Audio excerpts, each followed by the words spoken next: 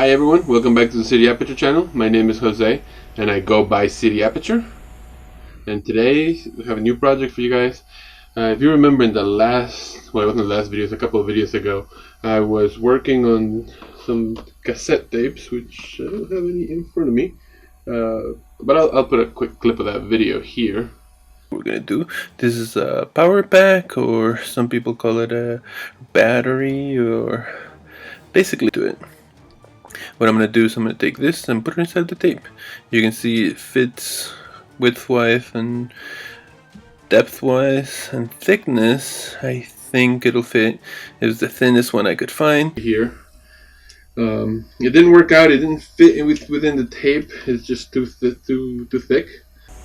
In that video, I had a USB battery similar to this one, right? This is a USB battery. You can see you plug it in that way to charge your phone or any other USB device. But that battery didn't fit into the cassette tapes, which I have one here somewhere. Oh, right, so that battery didn't physically fit inside the cassette tape.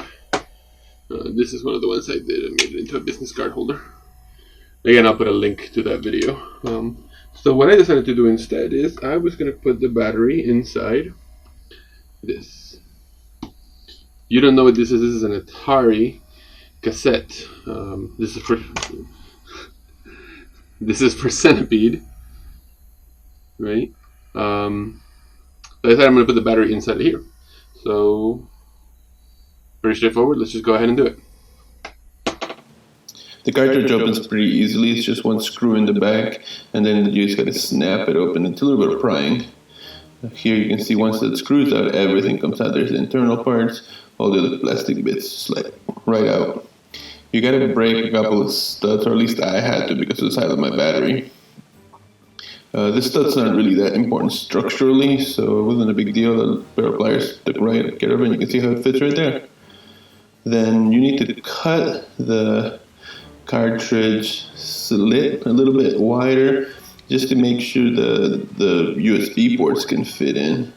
A little back and forth, and you can see you just get the right fit. It wasn't quite right, cut more until it was just right, nice and flush with each other. I separated the controls and the ports from the battery off camera.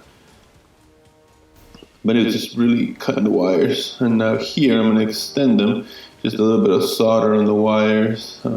I'm not great at soldering, but it didn't take much to do it. I put a little bit of solder on the wires first and on each end. That way it's easy to stick them together.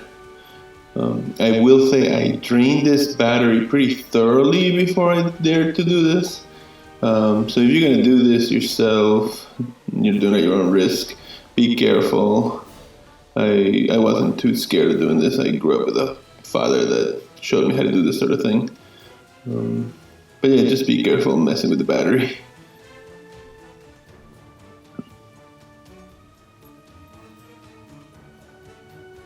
Once both ends have solder, then it's just a matter of melding the ends together. It's essentially just extending the wire, so that's why I wasn't too worried. Once the wire was extended, a little bit of a heat tubing, heat it up, and it makes the joint nice and sturdy. You can also use hot glue if that's what you want. And then it's just a matter of gluing the front plate with the battery's control board and all the USB ports. I just used a little bit of super glue. Not sure what kind of plastic the cartridge is made out of. But I did some tests with some of the spare parts, and super glue weren't great, so I just used a little bit of gel super glue because it takes a little longer to dry. Lets me move it till it was right in the perfect position. There you go, just slide it into place back and forth a little bit. And it was making contact with enough locations that I don't feel like it'll go loose with putting the USB cable in and out. It actually was very sturdy.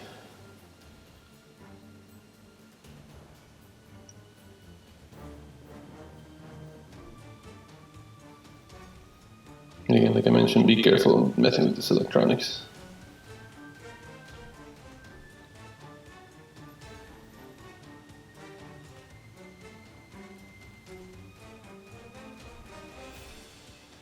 Once the front plate was ready, I glued it in place. You don't have to. The problem is that it slides forwards and backwards if you don't glue it. So I put a little bit of glue on there and made it nice and tight. And then just put the screw back on. You press it in, and one single screw.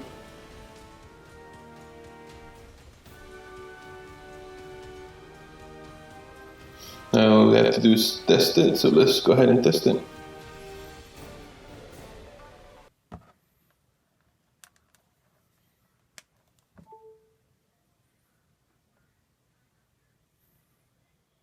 There you go. That's how you turn an ATARI cartridge into a USB battery. It is maybe the biggest battery I've ever had, but it's also the coolest.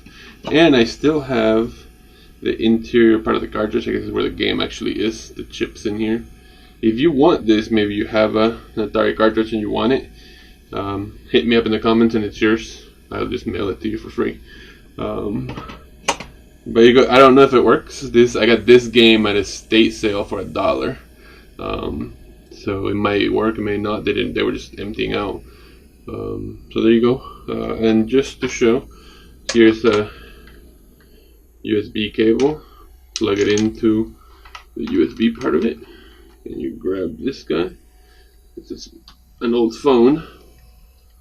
And I'm gonna.